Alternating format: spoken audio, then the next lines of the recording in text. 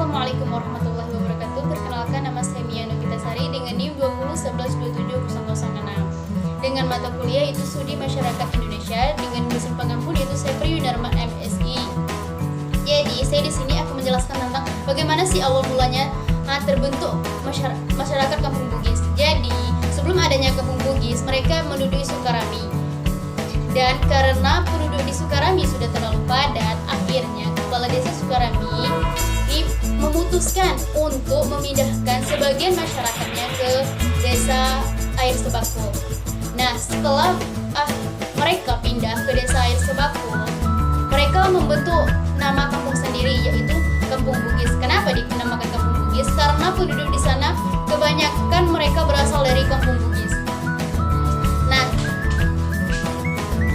Sekarang penduduk Kampung Bugis itu sangatlah ramai.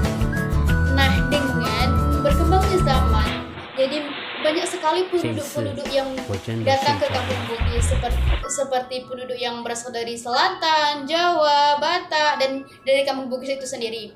Nah, sekarang penduduk yang ada di Kampung Bugis itu sekitaran kurang lebih 380 orang. Dan mereka yang ada di Kampung Bugis itu merata mata pencariannya yaitu kebun sawit dan juga ada yang bekerja sebagai pemilah sampah.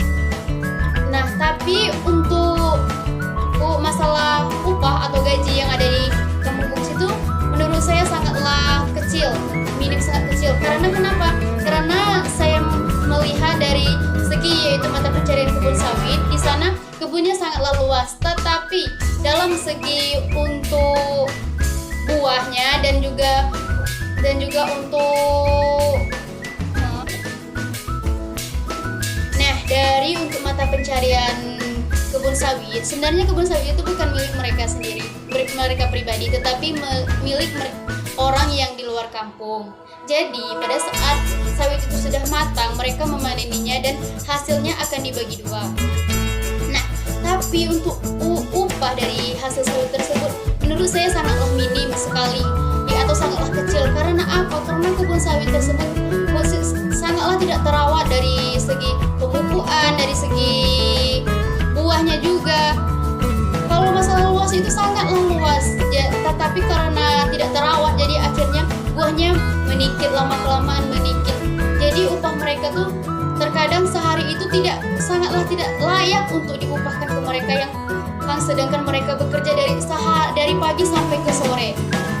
Nah, yang untuk pemulung sampah atau pemungut sampah itu, nah untuk mata pencariannya yang pemungut sampah itu gajinya tergantung dari pendapatan, tergantung dari berapa banyak mereka mendapatkan sampah yang mereka cari tersebut. Nah, selain itu juga kalau untuk sarana dan prasarana di desa tersebut menurut saya lumayan bagus dari segi jalan, dari segi listrik, dan di sana juga sudah ada masjid. Tetapi untuk masalah pendidikan mereka menempuh pendidikan di luar kampung yang itu jaraknya sangat lumayan jauh, dan mereka juga terkadang tidak mempunyai kendaraan untuk melanjutkan untuk ke sekolah tersebut. Nah, jadi dikarenakan jarak pendidikan mereka sangat jauh, jadi mereka banyak sekali yang tidak sekolah atau memutuskan sekolah, seperti pada saat SMP sudah memutuskan sekolah dan akhirnya bekerja sama. Tetapi masyarakat di sana walaupun mereka berbeda-beda kebudayaan, suku, adat, mereka tetap menyatu dan mereka saling berinteraksi antara satu sama lain selayaknya seperti mereka mempunyai kebudayaan dan suku yang sama. Nah, disitulah saya melihat bahwa karena peleburan desa tersebut, jadi mereka mendapatkan pengalamannya itu seperti mereka mendapatkan mengenali orang baru, dan mereka juga bisa menyesuaikan dengan orang-orang baru. Dan menurut saya orang-orang di sana orangnya sangat baik, ramah, dan juga orangnya sopan sekali. Baiklah, hanya itu saja yang dapat saya sampaikan. Lebih dan kurang saya mohon maaf. Wabillahi taufiq wal hidayah. Wassalamualaikum warahmatullahi wabarakatuh. Terima kasih.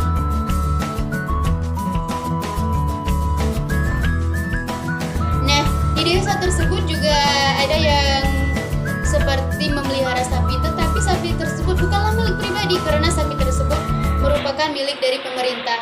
Dan Jadi sapi tersebut mereka rawat, mereka yang memberikan makan. Pada sapi tersebut sudah berkembang banyak, jadi mereka membagi dua dengan pemilik yang sebenarnya. Mereka di sana juga ada yang bekerja sebagai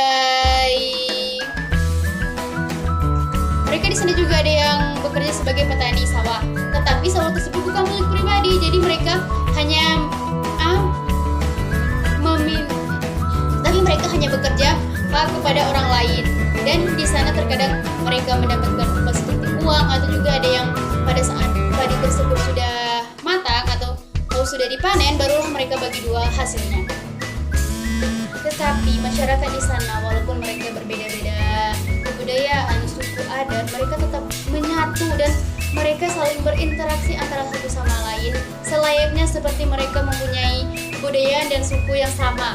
Nah, disitulah saya melihat bahwa karena peleburan desa tersebut, jadi mereka mendapatkan pengalamannya itu seperti mereka mendapatkan mengenali orang baru, dan mereka juga bisa menyesuaikan dengan orang-orang baru.